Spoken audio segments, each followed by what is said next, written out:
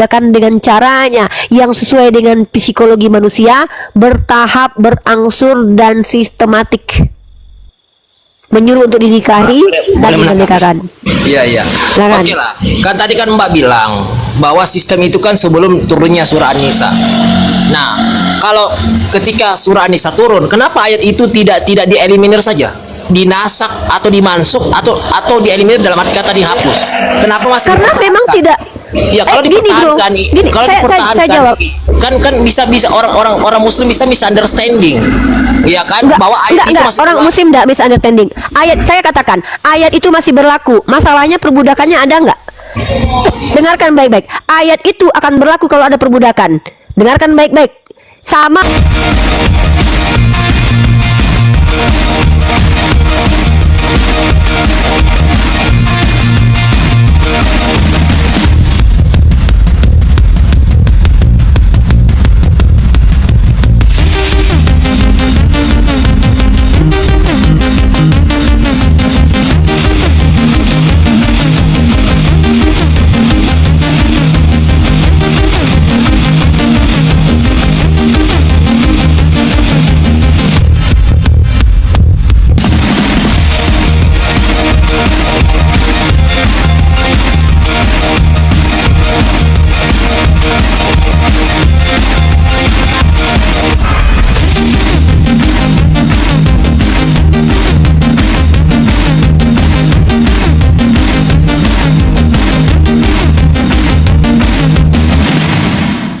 Assalamualaikum warahmatullahi wabarakatuh.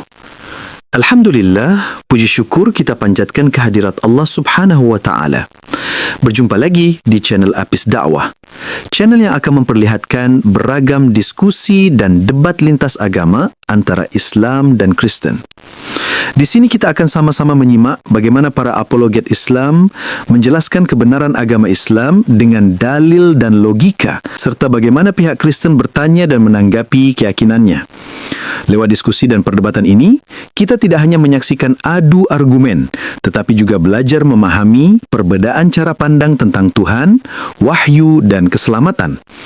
Nah, dari ini mari kita simak saja videonya sekarang. Sama. Ya, kita bukakan ayatnya, teman-teman ya. Bentar. Kita lihat.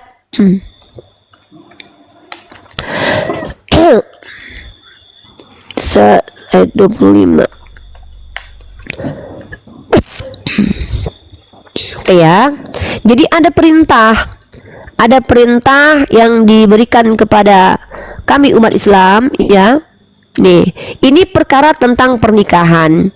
Saya bacakan ayatnya, dalilnya. Bismillahirrahmanirrahim. Saya bacakan terjemahannya saja ya. Nah, bentar ya. Nih.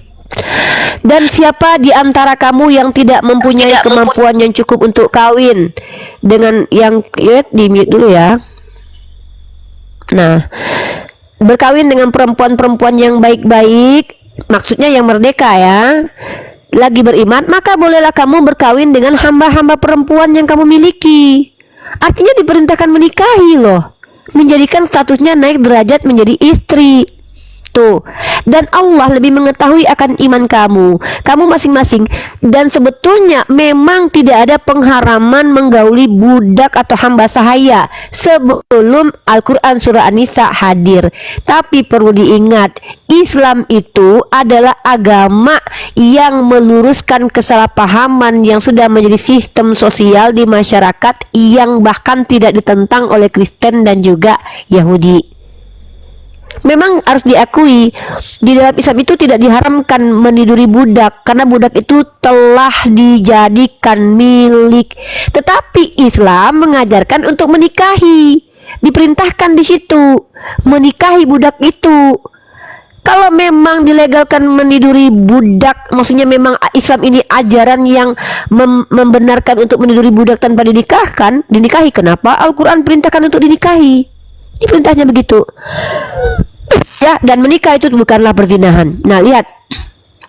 Tapi diingat, bukanlah haram meniduri yang namanya budak, karena sistem Islam itu tidak datang sekaligus hukum itu datang. Contoh, sebelum ada pengharaman terhadap alkohol atau itu apa namanya khamar, maka khamar belum bisa diharamkan. Sebelum datang perintah mengharamkan babi atau B2, maka babi belum diharamkan. Sama, perbudakan itu adalah hal yang lazim terjadi dalam agama Kristen dan juga Yahudi. Di Kristen juga tidak ada larangan berbudak, bahkan divalidasi. Nah, tapi di Islam diperbaiki sistem itu, bro. Maka perintahnya adalah merdekakan, kalau tidak nikahi. Makanya Rasulullah mencontohkannya. Jadi apa yang diajarkan oleh Nabi kami contohkan. Maka beliau memerdekakan Zaid bin Haritsah dan diangkat sebagai anak angkat. Jadi Nabi kami mengajarkan dan mencontohkan seperti itu, ya. Jadi perintahnya menikahi, walaupun memang menanggapi, Mbak. menggauli budak itu bukan hal yang haram, tapi Islam anjurkan untuk nikahi, begitu. Oke, boleh saya menanggapi? Ya, tapi kan dalam konteks ayat ini kan tidak lagi bicara pernikahan di situ. Konteksnya di sini adalah memperlihatkan alat-alat kemaluan.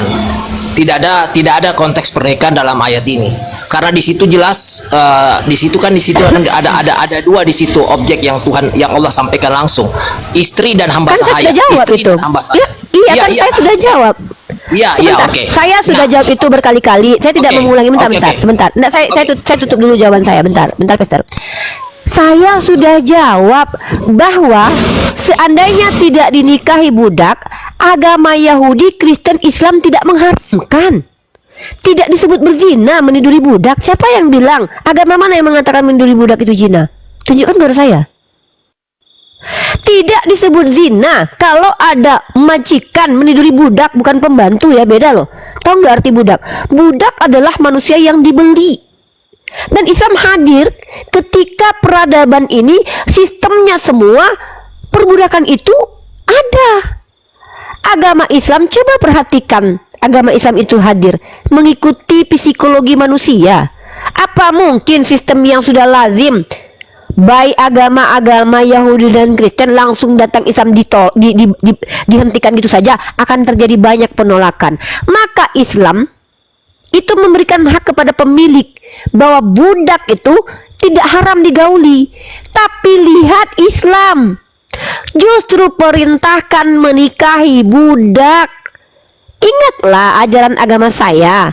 Agama saya mengizinkan menikah lebih dari 4. Tapi di ayat tersebut juga dianjurkan nikahi 1. Islam itu agama solusi. Karena apa? Karena Islam hadir pada saat sistem itu jadi lazim. Dan satu-satunya agama yang memerintahkan nikahi budak cuma Islam. Di Kristen dan Yahudi, budak itu diperintahkan untuk diwariskan, tetap jadi properti. Bahkan bukan cuma budak. Anda baca 1 Petrus pasal 2 nomor 18. Oke. Silakan baca. Boleh saya menanggapi, gitu. Mbak? Boleh saya menanggapi? Sebentar sebelum Anda tanggapi, kita komparasi nih biar Anda rasional. Karena kalau kita misal mengkritisi agama orang, minimal kita punya agamanya value-nya lebih tinggi. Sama, saya kritisi Kristen karena saya punya standar yang tinggi terhadap agama saya. Contoh, kalau menurut Anda menggauli budak itu adalah perzinahan, maka Anda sedang menuduh Abraham itu berzina, Yakub itu berzina, ya, karena mereka menggauli budak. Yang pertama itu. Yang kedua, kalau Anda katakan menggauli budak itu adalah perzinahan, maka Petrus 1 Petrus pasal 2 nomor 18 adalah ajaran yang memfasilitasi perzinahan. Baca baik-baik. 1 Petrus pasal 2 nomor 18. Hamba-hamba, tunduklah dengan penuh ketakutan kepada majikan. Ingat, ini bukan budak aja loh. Slaver, pembantu juga loh, ya. Tunduklah dengan penuh ketakutan kepada majikanmu yang bukan hanya baik tapi juga yang bengis. Jadi ajaran yang dilakukan oleh orang Arab itu sesuai dengan ayat itu. Pembantu di Arab Saudi kalau dirogol, pembantu itu menurut Kristen harus tunduk dan patuh. Justru kalau pembantu-pembantu yang datang di Arab Saudi itu dirogol sama majikannya, mereka memang nggak boleh melawan dalam Kristen. Sebab adalah kasih karunia ketika kalian mendapatkan penderitaan yang Tuhan inginkan, yang memang itu kehendak Tuhan. Jadi justru di Kristen memfasilitasi perbudakan. Baca baik-baik ayat itu. Ya, dan bahkan sepanjang sejarah ada namanya Bible khusus perbudakan, di mana ayat-ayatnya adalah ayat-ayat menguntungkan majikan dan merugikan para budak, di mana budak diajarkan untuk pikul salib apabila dirogol bokongnya, depannya, belakangnya, karena nggak ada perintah untuk melawan, justru berdiam diri dan tunduk. Kalau mau diperkodok ya nggak apa-apa. Nah, ini lebih mengerikan. Tapi di Islam, ketika Anda sudah saya katakan bahwa pada dasarnya budak itu boleh ditiduri, tapi Islam mengajarkan nikahi. Artinya ajaran yang tidak langsung terang-terangan diharamkan, tapi diperbaiki sistemnya. Pertama, panggilan kepada budak. Nggak boleh panggil budakku, ganti panggilannya. Kemudian statusnya, jadikan anak angkat, kalau tidak jadikan istri. Kalau tidak, merdekakan. Islam memfasilitasi itu. Fakta yang terjadi dan berkembang bahwa Islam adalah sebelum siapa namanya? Abraham Lincoln di tahun 1000-an ya, tahun berapa itu, 1000 berapa itu, mengajak orang lain untuk menghentikan perbudakan. Islam 1400 tahun lalu sudah menghentikan perbudakan dengan caranya yang sesuai dengan psikologi manusia, bertahap, berangsur, dan sistematik. Menyuruh untuk dinikahi dan dimerdekakan. Iya. Silakan. Oke lah. Kan tadi kan Mbak bilang bahwa sistem itu kan sebelum turunnya surah An-Nisa. Nah, kalau ketika surah An-Nisa turun, kenapa ayat itu tidak dieliminir saja? Dinasak atau dimansuk atau dieliminir, dalam arti kata dihapus. Kenapa masih Karena memang tidak. Ya kalau dipertahankan, kalau dipertahankan, saya jawab. kan bisa orang Muslim bisa misunderstanding, ya kan? Bahwa ayat itu masih orang berlaku. Muslim tidak misunderstanding. Ayat, saya katakan ayat itu masih berlaku. Masalahnya perbudakannya ada nggak? Dengarkan baik-baik. Ayat itu akan berlaku kalau ada perbudakan. Dengarkan baik-baik. Sama seperti perang, ya. Perang itu akan berlaku kalau ada situasi kondisi perang. Dengar baik-baik. Saya kasih Anda sebuah ilustrasi ya. Saya dengarkan ilustrasi. Dengarkan saya baik-baik. Kita baru merdeka 70 tahun. Ya, jangan kira kalian merdeka itu udah 200 tahun loh. 70 tahun yang lalu negara kita ini menjadi negara jajahan. Kalian tahu para orang-orang Indonesia dijadikan gundik. Kalian tahu itu? Mereka menyerahkan dirinya karena mereka nggak sanggup biaya kehidupannya. Maka mereka menjual dirinya. Dan itu bukan menjadi kehendak kita memfasilitasi perbudakan, tapi kita adalah orang yang menjadikan bahwa Allah menjadikan orang Islam itu sebagai orang yang apabila tindakannya tidak melampaui batas dan merendahkan dirinya. Kalau saya beli budak, ya, kalau seandainya saya beli budak, ya, misalkannya Bang Mesia misalkannya beli budak, maka itu sudah menjadi miliknya. Apakah diharamkan beli budak? Islam, nih saya kasih Anda ayat ya, nih saya kasih Anda ayat. Perbudakan itu tidak akan ada lagi nih. Nih.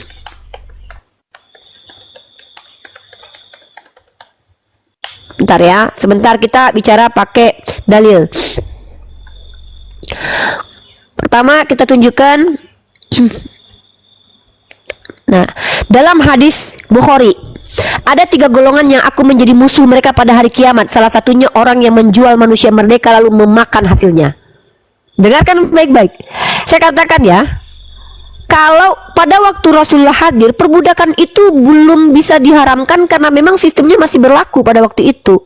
Islam itu agama. Rasulullah itu mendapatkan wahyu selama 23 tahun. Kenapa nggak dinasakan gitu? Saya katakan, seandainya nanti ada orang yang jual manusia, tiba-tiba saya jalan-jalan ke Ukraina. Ini saya kasih ilustrasi kepada Anda. Di sana ada orang yang punya tawanan Rusia. Dia bilang sama saya mau jual kepada Anda. Apakah saya nggak boleh beli? Saya boleh beli. Saya boleh beli orang itu untuk menyelamatkan dia. Ya, dan pada dasar hukumnya orang itu sudah menjadi milik saya. Gitu loh. Sebagai laki-laki saya boleh menggauli dia karena dia sudah milik saya. Statusnya. Tapi di Islam dikatakan dinikahi, perintahnya nikahi. Nah, karena apa? Barang siapa yang kalau kami yang menjual tidak boleh. Itu dalilnya, hadisnya. Ada 3 golongannya aku menjadi musuh mereka pada hari kiamat. Salah satunya orang yang menjual manusia. Artinya kami umat Islam ini tidak boleh menjual manusia. Artinya perbudakan tidak akan datang dari Islam. Itu poinnya yang paling penting. Tapi kalian Kristen berpotensi menjual manusia. Kami menyelamatkan itu dengan kami tidak diharamkan membelinya. Artinya kami tidak diharamkan punya budak. Kalau kami diharamkan punya budak, kami nggak bisa beli wanita itu. Paham ya? Kenapa? Karena ingat, ada perang dunia pertama muncul diiringi perang dunia kedua. Ada perang dunia kedua, tidak menutup kemungkinan ada perang dunia ketiga. Kalian pikir ketika ada perang aturan berlaku? Mana ada aturan berlaku ketika perang? Ketika perang itu yang berlaku adalah aturan manusia yang berkuasa pada saat itu. Ketika ada tawanan-tawanan yang dijual, kami sebagai umat Islam boleh membeli. Kalau seandainya kami diharamkan membeli, kami nggak bisa bantu orang itu. Kenapa? Para pelaku kejahatan dari agama kalian bisa jadi menggunakan manusia itu untuk mendapatkan keuntungan. Maka kami boleh beli. Kalau diharamkan oleh Allah yang dibilang nasak masuk tadi, apa yang terjadi? Kami tidak boleh beli budak lagi. Dan ayat yang kalian baca itu juga ada asbabun nuzulnya, ada latar belakang yang mempengaruhinya. Nggak bisa diambil begitu saja. Seperti pernikahan yang 4 yang kalian bilang poligami, itu asbabun nuzulnya turun ketika ada orang yang menzolimi anak yatim. Ya, jadi Rasulullah seandainya beliau meniduri budak beliau pada waktu itu memang tidak haram karena tidak pernah ada Al-Quran yang mengatakan haram meniduri budak. Tapi dididik umat Islam ini supaya diperintahkan nikahilah hamba sahaya kalian. Diperintah. Ini Islam. Metodologi Allah Subhanahu wa Ta'ala itu memuaskan psikologi dan juga masalah antropologi. Nggak mungkin kalau ada orang yang sudah gandrung ya, gandrung. Saya udah beli. Bayangkan teman-temannya, bagaimana mungkin tiba-tiba turun Quran haram perbudakan, akan banyak orang ninggalin Islam. Kalian pikir beli budak murah, coy? Pada zaman Rasulullah itu budak itu mahal harganya. Manusia itu mahal harganya. Ketika ada orang yang sudah mengeluarkan uangnya banyak untuk beli satu manusia, tiba-tiba dia diperintahkan untuk haram berbudak, marahlah dia kepada Rasulullah. Pasti mereka tidak akan masuk Islam. Maka cara Allah menunjukkan kemuliaan manusia kalau jadi Islam adalah dengan cara apa? Kalau kalian berbuat dosa, kafaratnya merdekakan budak.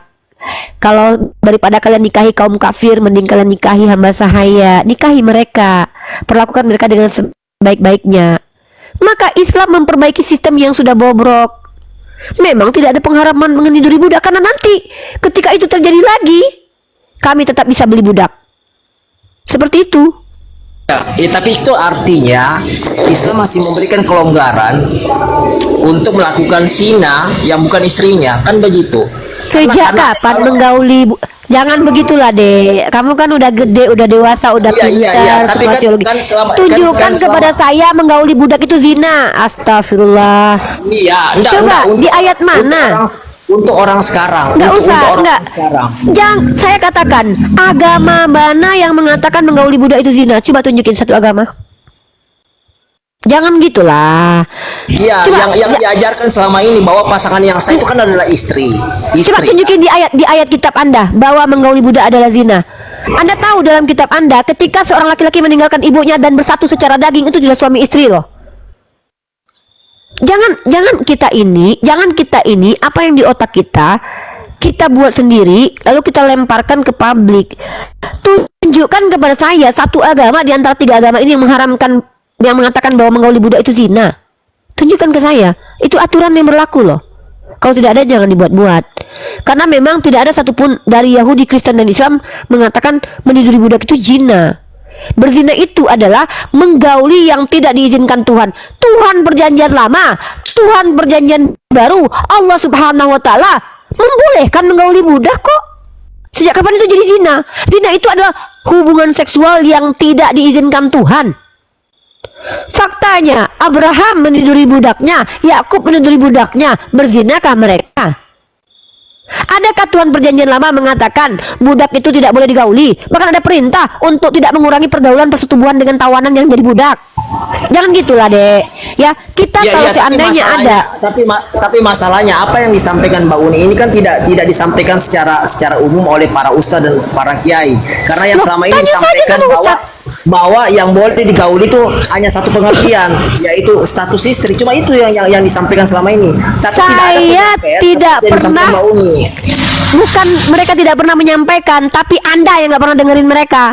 Umuwala, apa arti umuwala? Anda nggak tahu umuwala artinya apa? Umuwala adalah anak dari Nabi yang bukan dari istrinya. Siapa? Maria Kipti. Belum dinikahi, tapi Allah izinkan mereka bergaul karena itu adalah miliknya Nabi. Karena dia adalah budaknya Nabi. Jangan Anda, gini loh bro. Kalau Anda nggak pernah dengar ulama bilang, jangan bilang tidak pernah ulama bicara begitu. Anda yang nggak pernah dengar. Kan saya sudah katakan, tunjukkan dalam kitab kalian menggauli budak adalah perzinahan. Ya, tapi Silakan. oke lah. Tadi Mbak Uni bahwa Maria itu bukan istri. Tapi kenapa dia digelari Ummul Mukminin? Kan bukan gelar Ummul Mukminin itu adalah perempuan sudah menjadi status istri. Berarti kontradiksi dengan apa yang Mbak Uni sampaikan. Siapa Ummul Mukminin?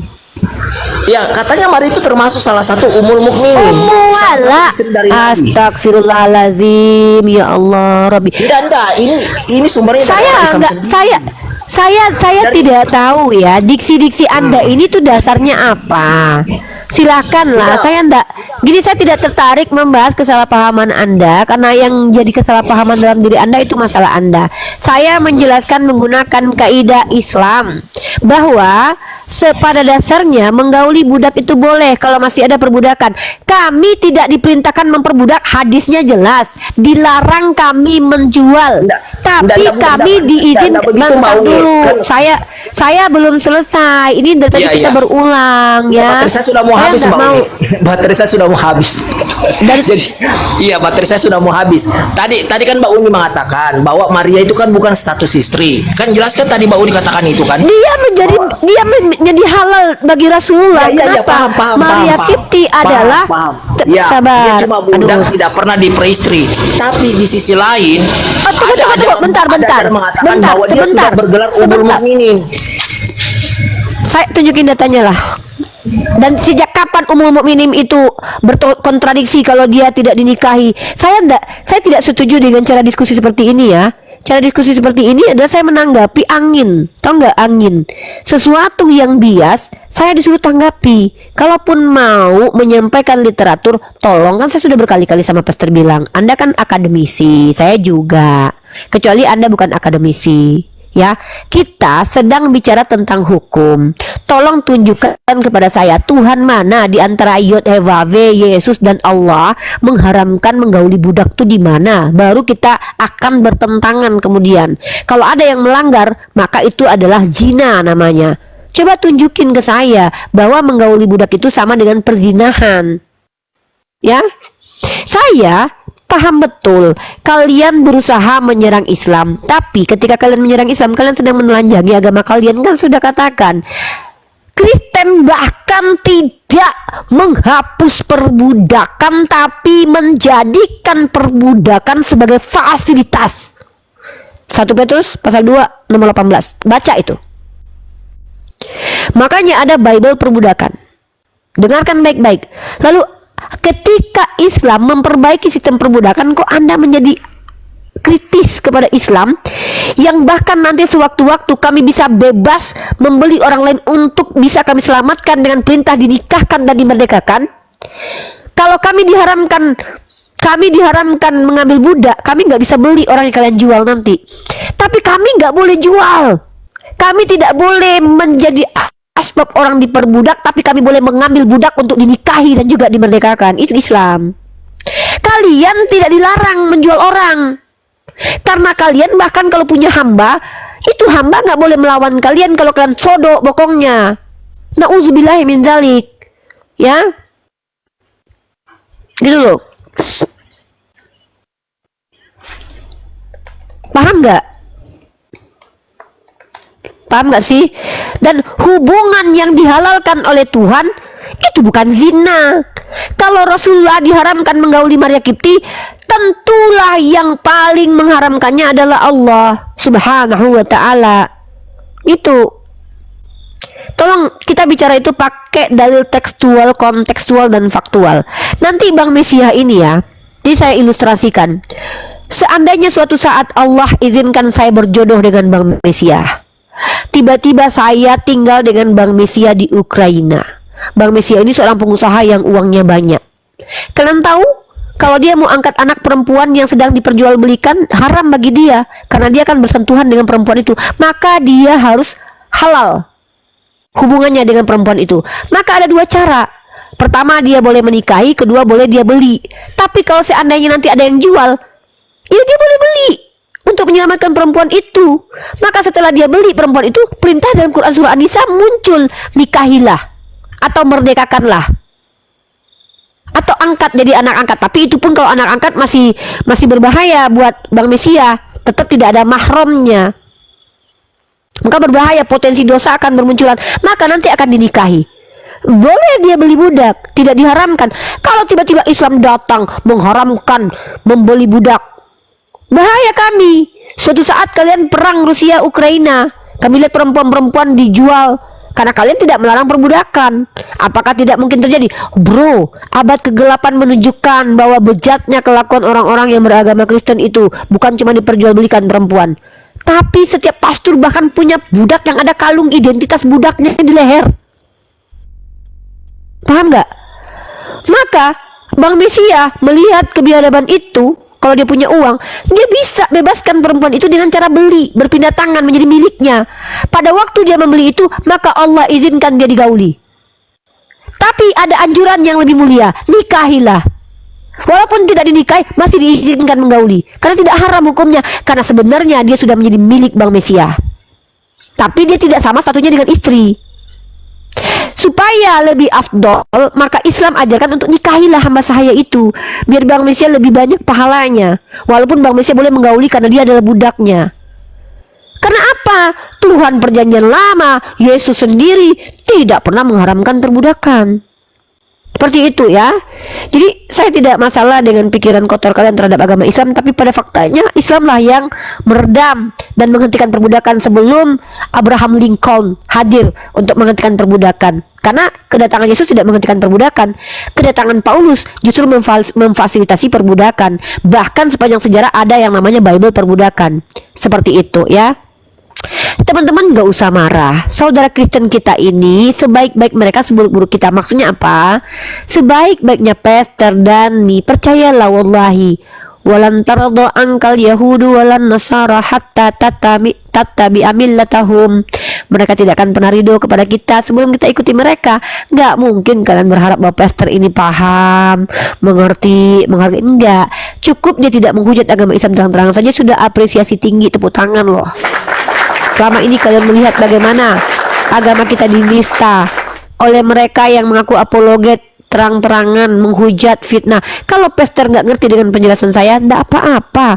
Siapa bilang saya wajib untuk memahamkan? Saya hanya menjelaskan. Saya tahu sebenarnya mereka mengerti dengan penjelasan saya, tapi kan mereka orang non-muslim ya. Masa kita memaksa? Enggak. La ikraha fiddin. Gak apa-apa, kita menghargai dia dengan pertanyaannya pertanyaan bagus, biar teman-teman paham bahwa menggauli budak itu pada dasarnya tidak diharamkan, tetapi di dalam Islam diatur ya, diatur karena apa? Karena sistem Islam itu selama 23 tahun Rasul datang itu juga berangsur-angsur ya, sistemnya diperbaiki. Sepanjang Rasulullah menjadi Rasul itu beliau memperbaiki sistem yang sudah bobrok dengan hadirnya Islam yang sempurna. Maka dalil yang kita pakai adalah perintah memerdekakan budak dan menikahi budak. Seandainya terjadi perbudakan pun tidak menjadi haram kemudian apabila digauli, karena memang nggak ada dalilnya begitu. Haram itu nggak ada. Hanya saja kita diharamkan menjual budak. Makanya potensi perbudakan di Islam tidak akan pernah ada. Jadi kalau ada di Arab Saudi orang memperbudak, haram hukumnya, karena itu sudah masuk kategori zalim. Ya, haram hukumnya. Kata Rasulullah, aku akan menjadi lawannya. Itu Rasulullah yang mengatakannya dalam riwayat hadis begitu. Begitu ya, Dek? Iya ya, boleh komentar terakhir nih Mbak Uni ya.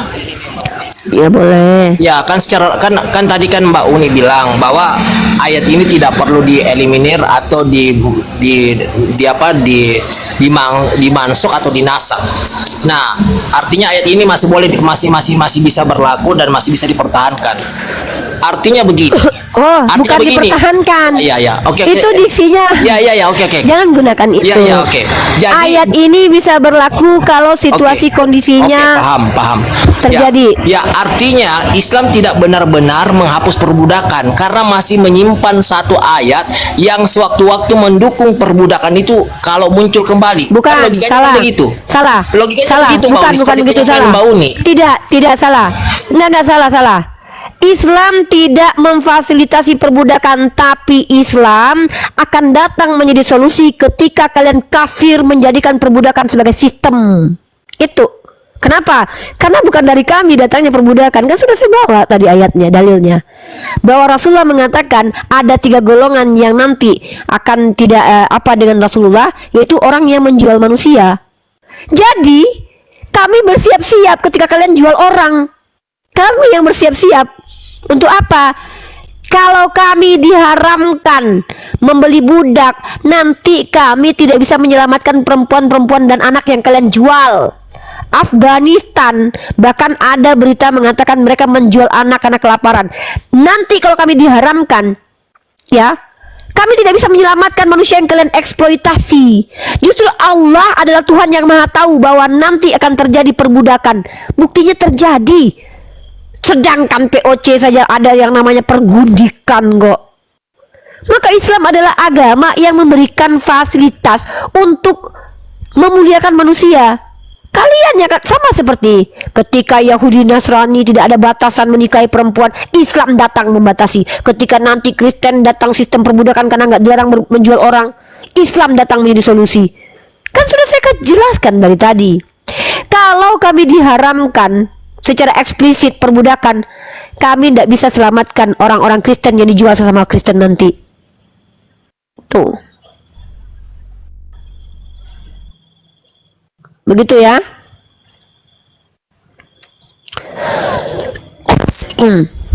Silakan. Saya sudah menjelaskan karena bahaya. Justru ngeri nanti teman-teman. Kalau dilarang Islam mutlak mengharamkan perbudakan, wah ngeri kita. Nanti di Ukraina anak kecil dijual, istrinya dijual karena mereka lapar. Bang Mesiah sama saya nggak bisa beli budak nanti karena mereka menjualnya untuk budak, ya. Kami bisa membeli, ya, artinya kami tidak diharamkan, tapi kami diharamkan menjualnya. Berarti bukan Islam memfasilitasi. Kami bersiap-siap untuk, sama seperti kami tidak memfasilitasi perang, tapi kami diberikan solusi. Kalau kami diperangi, kami hantam balik. Sama seperti itu. Islam adalah agama yang relevan dan rasional. Artinya kami diizinkan menjadi solusi buat kebiadaban orang-orang lain gitu. Terjadi teman-teman 400 tahun. Kalian baca sejarah, ada istilah perburuan penyihir. Bayangkan pada waktu itu ada inkuisisi, perempuan-perempuan yang dituduh penyihir. Itu tahu kalian hukumannya apa? Mereka digantung. Seandainya waktu itu saya dan Bang Mesia hadir pada zaman itu dan kami punya uang, kami boleh lo beli, pasti dikasih itu sama pastor-pastor yang ingin menghabisi perempuan itu. Kenapa? Karena mereka tendensius kepada perempuan yang dianggap sebagai penyihir. Maka kalau kami diharamkan beli budak, kami nggak bisa menyelamatkan orang lagi. Kenapa? Karena kami berhadapan dengan kalian yang tidak diharamkan menjual orang, bahkan diizinkan. Tuhan kalian, Tuhan pribadi pertama kalian yang kalian anggap sebagai Yesus juga. Kalau pastor ini dia percaya YHWH itu adalah Yesus, memerintahkan orang Yahudi menjadikan budak itu sebagai properti yang diwariskan turun-temurun. Imamat pasal 25 nomor 46. Baca itu baik-baik. Jadi ketika kami Islam hadir menjadi solusi, kami boleh mengambil alih, kami beli wanita itu sebagai budak. Boleh. Karena jual belinya adalah budak. Gitu loh. Ya, jadi seperti itu ya. Kami tidak diizinkan menjual manusia. Jelas hadisnya. Tapi secara eksplisit Al-Quran tidak mengharamkan menggauli budak. Tetapi Islam mengatur perbudakan dengan cara sempurna. Pertama, panggillah mereka dengan panggilan baik, berikan makan mereka seperti keluargamu, nikahilah mereka, merdekakan mereka. Kenapa? Al-Quran hadir pada sistem sosial. Perbudakan itu baru dihapuskan pada zamannya Abraham Lincoln. Dengar baik-baik. Perbudakan secara umum dihapuskan di zaman Abraham Lincoln. Bukan ketika Yesus datang, bukan ketika Paulus ngajar, bukan ketika Agustinus, paus ini, paus itu. Hei, paus-paus di gereja Katolik punya kalung perbudakan. Halo. Allah tentu maha tahu bahwa nanti perbudakan ini akan panjang. Maka sistem Islam itu menjadi solusi. Kebayang gak kalian nanti mereka gak ada larangan jual orang.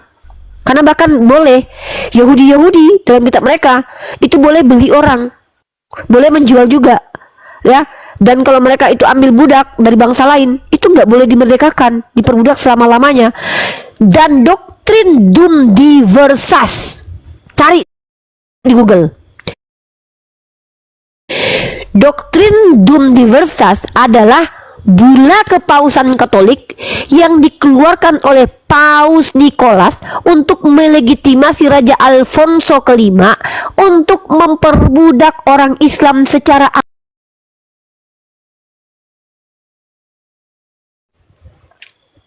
itu. Bayangkan agama yang penganutnya 1,2 itu punya bula kepausan Dum Diversas dan doktrin Inter Caetera. Dari sistem keagamaan mereka punya dalil nggak? Punya. Bible perbudakan ada nggak? Al-Quran perbudakan nggak ada. Bible perbudakan ada nggak? Ada bro. Jadi ketika, mohon maaf, ketika di seluruh tubuh kalian banyak tompel borok, jangan kalian kritisi kami yang cuman punya jerawat di hidung. Karena jerawat itu bukan haram, tapi borok lah yang membuat kalian kelihatan bobrok gitu. Ini borok di sepanjang badan. Ketawa lihat saya, si Ripa, kenapa saya? Jerawat di hidung tuh. Ternyata jerawat di hidung saya menambahkan saya semakin manis. Tapi borok di wajah kalian seluruh badan, kalian lupa. Itu perumpamaan diskusi saya dengan Pastor. Beliau mengkritisi bahwa Islam tidak secara eksplisit mengharamkan perbudakan. Saya sudah jelaskan secara rasional. Tapi ternyata di agamanya sendiri perbudakan itu difasilitasi, bukan diatur. Justru budak itu disuruh untuk tunduk dan patuh. Gitu. Ya. Jadi na'udzubillah min dzalik ya. Kami Islam itu agama rahmatan lil alamin. Ya. Budak pun mendapatkan rahmat dari Islam. Anjuran dalam Quran surah An-Nisa. Dan kalian tahu Quran surah An-Nisa itu Quran surah An-Nisa, ayat yang judulnya adalah perempuan, bicara tentang banyak perempuan, yatim perempuan, budak perempuan. Karena yang normal diperbudak itu, ada eksploitasi itu perempuan dari zaman dulu. Ya, walaupun perbudakan laki-laki juga ada. Ya, begitu saudaraku. Ya, tapi nggak apa-apa lah. Saya tidak masalah dengan kesalahpahaman mereka. Masa kita Islam mau menganggap memaksa mereka paham? Enggak mungkin ya. Setidaknya dia tidak menghujat Islam secara terang-terangan aja udah syukur ya.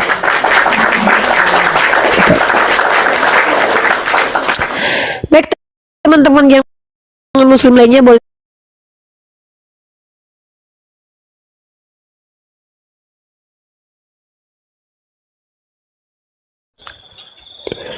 yang yet.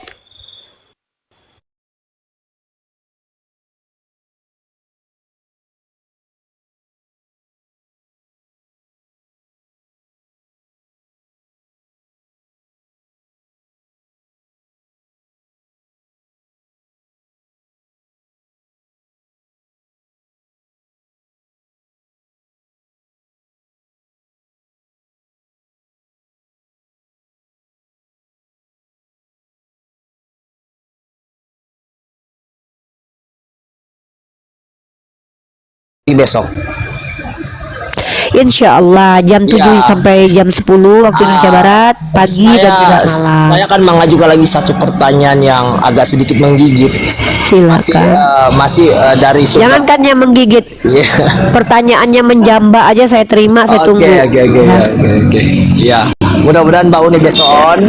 Saya akan persiapkan. Insya Allah. Pertanyaan yang menggigit itu. Persiapkan. Saya tunggu. Oke. Kumpulkan semua pertanyaan yang dirasa menggigit dan menjambak. Kalau perlu yang apa namanya, pertanyaan yang mengguncang ya. Saya tunggu itu. Saya justru dari dulu tanya pertanyaan-pertanyaan. Saya dari dulu tunggu pertanyaan-pertanyaan yang mengguncang iman ya. Tapi sampai detik ini pertanyaannya teman-teman kita ya tetap itu-itu aja ya, seputaran itu-itu saja ya. Pertanyaan yang sudah saya jawab ratusan kali selama diskusi lintas agama. Makanya saya terkadang nggak lihat literasi karena saya sudah sering menjawabnya. Tapi ya sudahlah, nggak apa-apa ya. Saya hargai bahwa yang namanya keyakinan itu teman-teman ya, yang namanya yakin, apa yang sudah diyakini itu nggak bisa diperdebatkan. Yang bisa kita perdebatkan adalah apa yang diajukan sebagai argumen ya, apakah literasinya itu sahih, literasinya benar atau tidak, seperti itu. Jadi tugas kita hanya menyampaikan. Saya hanya punya tanggung jawab menyampaikan ya.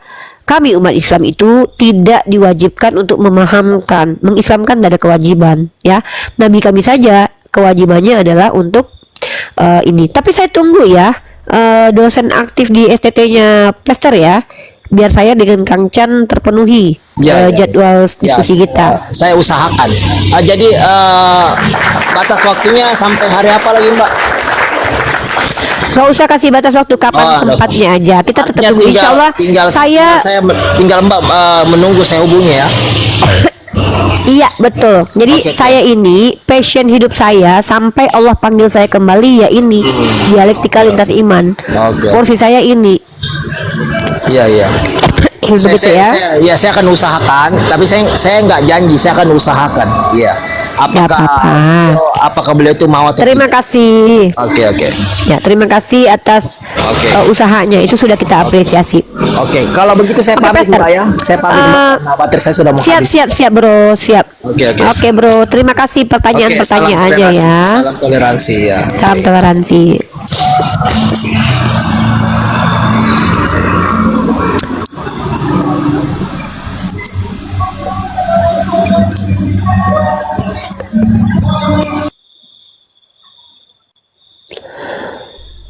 Oke, ada satu hal yang saya harus himbau kepada teman-teman muslim di bawah. Mudah-mudahan ini bermanfaat. Pertama, kalau kita lihat ada yang memaknai sabar itu salah kaprah ya. Sabar itu bukan berarti diam.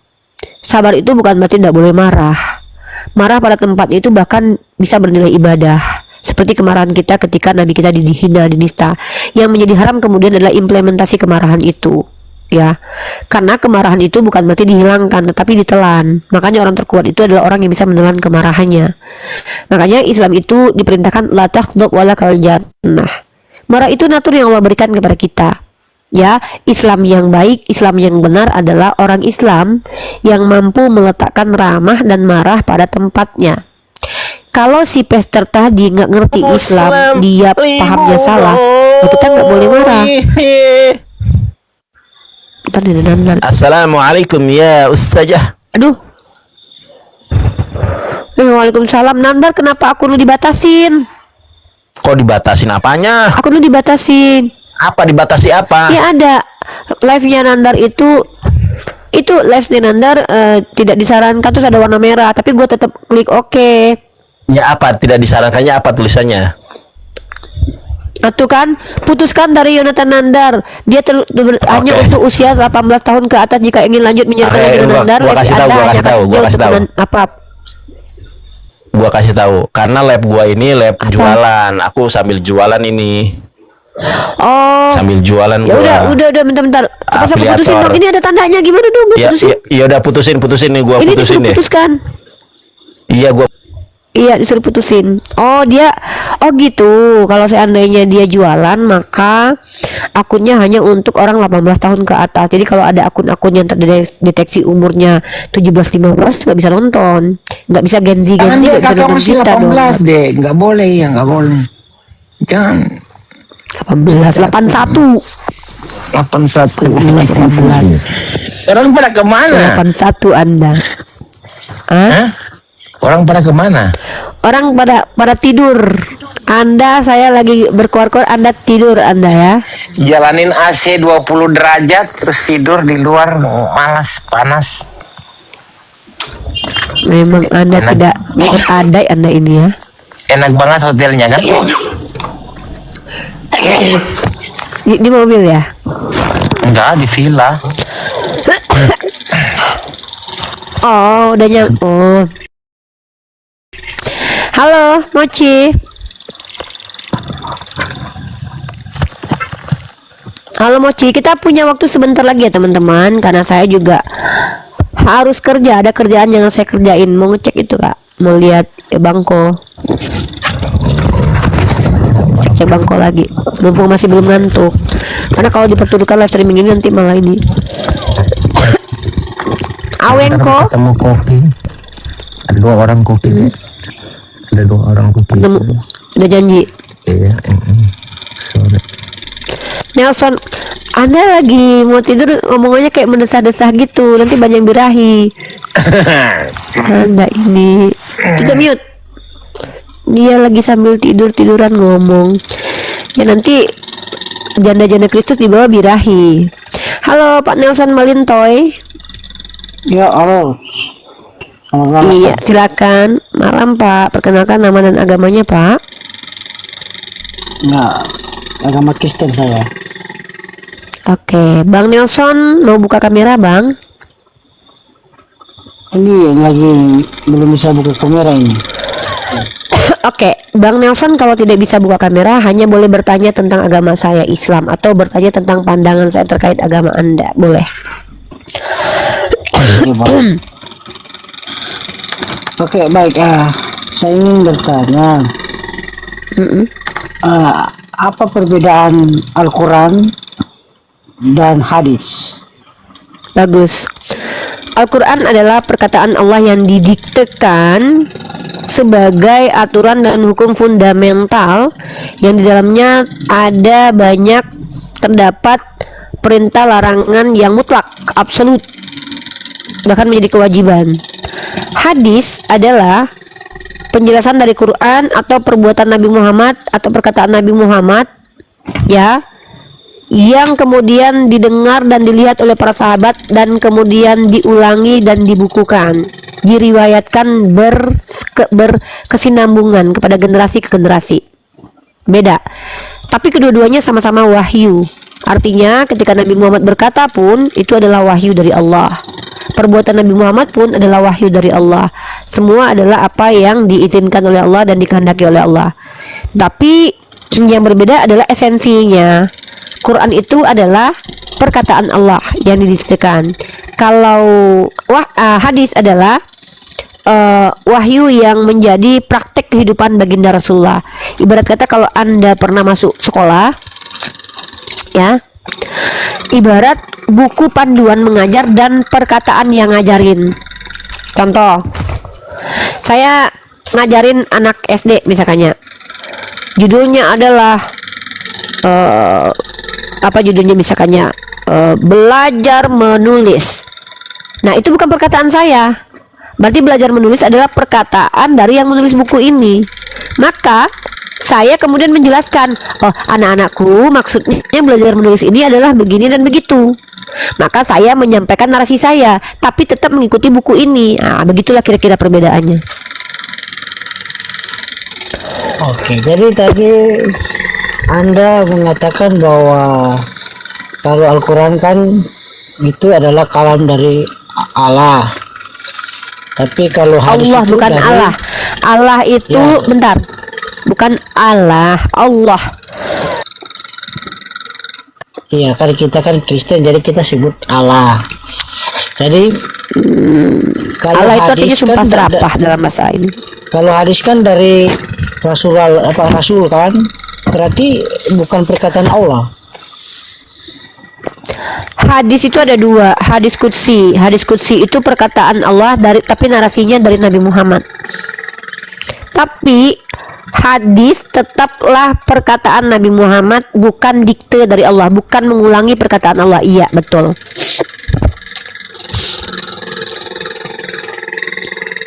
Anda lagi di mana ini? Suara bunyi apa kapal? Ya. Iya, kapal. Iya, betul, di kapal. Saya lagi di tengah lautan. Oh, oke, lanjut. Orang mana, Bang Nelson? Kita orang Manado. Oh, orang Manado. Iya. Ya, terus lanjut. Iya. Jadi mana yang paling banyak dipraktikkan? Apa Al-Quran atau hadis untuk agama Muslim? Al-Quran itu di dalam hukumnya itu terkandung kewajiban, mutlak, wajib. Kalau hadis itu terkandungnya anjuran. Tidak dilaksanakan rugi, dilaksanakan dapat pahala. Kebanyakan hukum-hukumnya begitu. Tetapi kalau seandainya Rasulullah di dalam hadis itu mengatakan wajib, menjadi wajib kemudian. Artinya kalau yang mana diikuti ya semua kami ikuti. Semua kami ikuti. Nggak ada yang bertentangan satu sama lain. Berarti Perintahnya seperti contoh Quran mengatakan wa aqimus sholata wa atuz zakah. Wajib sholat dan menunaikan zakat. Caranya sholat dan menunaikan zakat di mana? Dalam hadis. Karena yang mempraktekkan Rasulullah.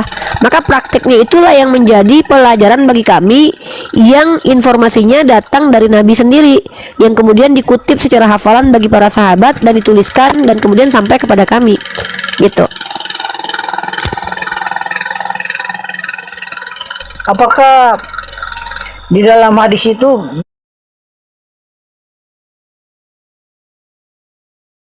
bisa saja pikiran manusia? Hadis itu pikiran manusia. Asar itu bisa pikiran manusia, interpretasi bisa. Tapi kalau hadis itu semua disandarkan kepada Nabi. Dan Nabi itu tidaklah berkata-kata mengikuti hawa nafsunya, melainkan semua yang diwahyukan oleh Allah. Bahkan pikiran Nabi pun, seandainya pun ada pikiran Nabi, itu tetap wahyu Allah. Karena Nabi itu dipakai Allah untuk mengajarkan dan menjadi standar manusia yang menjadi suri tauladan. Berpikir Nabi pun adalah wahyu dari Allah. Berpikirnya Nabi pun adalah bagaimana kalau Nabi kami berpikir, ya cara berpikir Nabi itu adalah ajaran bagi kami, untuk kami. Apa tindak tanduknya Rasulullah itu menjadi suri tauladan, dan kami tahu itu dari hadis. Karena Al-Quran tidak menceritakan secara biografi bagaimana Nabi dan bagaimana apa. Nanti banyak yang mau dihafal nanti. Quran itu adalah perkataan Tuhan yang fundamental. Waduh, gelap coy, bentar. Bentar, nggak kelihatan ini. Bentar, saya tutup dulu kameranya. Lanjut lagi bro. Ya, jadi Aduh, mana ini? Dihaluskan lagi kalimatnya, Dek. Iya, hadis itu adalah wahyu yang ada pada dari Nabi kami Muhammad SAW. Tetapi semua adalah perbuatan dan perkataan Nabi kami. Tetapi perkataan Nabi kami itu bukan karena hawa nafsunya dia sembarang membuat gitu, enggak. Semua tetap didampingi oleh Allah. Begitu. Kira-kira paham nggak? Aduh, ini sebentar kalau signalnya nggak ada ya. Kita ini aja nggak apa-apa, mudah-mudahan masih tetap bisa lanjut. jadi pertanyaan saya, Silakan bro. apakah hadis itu merupakan kitab suci atau bukan? Karena Al-Quran adalah kalam Allah. Bukan hadis, bukan kitab suci. Yang kitab suci adalah Al-Quran. Nah, kalau Al-Quran adalah kitab suci, mengapa kebanyakan hadis yang paling banyak praktekan? Siapa bilang? Nah, ini kan pertanyaan saya. Siapa bilang? Makanya saya Ya, Anda bertanya, keliru. Justru yang kami paling mengikuti banyak Al-Quran. praktek apa, hadis atau Al-Quran? Ya Quran lah. Ya Al-Quran lah, karena hukum fundamental Islam itu semua rukun iman di Quran, rukun Islam di Quran. Rukun iman, rukun Islam lah yang menjadi ajaran fundamental kami. Oke, baik. Kan Umi Rifa bilang bahwa hadis tidak suci. Lalu kenapa Saya mengikutinya? kenapa disimpulkan bentar. Kenapa Anda mengatakan bahwa hadis tidak suci? Kalau saya mengatakan bahwa Quran adalah kalam ilahi dan kitab suci, kenapa disimpulkan hadis nggak suci? Sama seperti ini. Kalau saya bilang saya tidak mencintai Bang Mesia, jangan bilang saya membenci dia. Itu kesimpulan keliru, bro. Saya tidak bilang bahwa hadis itu tidak suci. Gimana ini? Kan tadi kan saya tanya. Jangan disimpulkan lah. Gini loh, bukan hanya 3, bukan hanya 2 jawabannya. 1, kalau dia suci berarti yang lain tidak suci. Kalau seandainya gini bro ya, suci dalam kaidah Al-Quran artinya adalah ucapan itu adalah ucapan Allah langsung. Putus-putus Itu saya kesucian Quran. Kayak begini, Kedua, Dek. Quran dikatakan suci. suaranya. Oh ini sebentar. Ya bentar. Ungke Ya begini bentar. kayaknya ini ya. Ini Kalau di Al-Quran disuruh kita berpuasa, ya kita berpuasa itu dari jam keberapa ke jam keberapa kan kita nggak tahu. Itu hadis yang menjelaskan. Ngerti? Enggak begini bang, yang saya maksudkan, saya bertanya, kan tadi saya bilang perbedaannya dari Al-Quran dengan hadis itu, apakah hadis ini kitab suci atau bukan? Kalau Al-Quran kitab suci itu kalam dari perintah dari Allah yang nggak ditambah-tambahkan lagi enggak. Kalau hadis itu kan ditutup. kalau hadis itu bisa Kamu terdistorsi. Nah, Bisa hadis itu terdistorsi, bisa bentar ditambah-tambah. bang. Gitu. Jadi gini loh. Bentar kalau bang Messi, dibilangin, ini putus-putus kayak nggak sih? puasa itu masih putus-putus. Masih putus-putus Kayak nih. Putus-putus ya. kayaknya kameranya di Dari setiap perbedaan pandangan, kita belajar bahwa kebenaran tidak selalu lahir dari siapa yang paling keras berbicara, tetapi siapa yang paling jujur. Semoga diskusi ini mengajarkan kita untuk tidak mudah menilai, tetapi berani memahami. Karena sejatinya perdebatan lintas agama bukan sekedar adu argumen, melainkan perjalanan panjang untuk mengenal Tuhan dengan cara yang bijak. Jika menurutmu ada hal yang menarik atau mungkin berbeda dari keyakinanmu, tulis pendapatmu di kolom komentar dengan santun. Terima kasih sudah menyimak sampai habis. Sampai ketemu lagi dan nantikan video debat dan diskusi para apologet Islam selanjutnya. Assalamualaikum warahmatullahi wabarakatuh.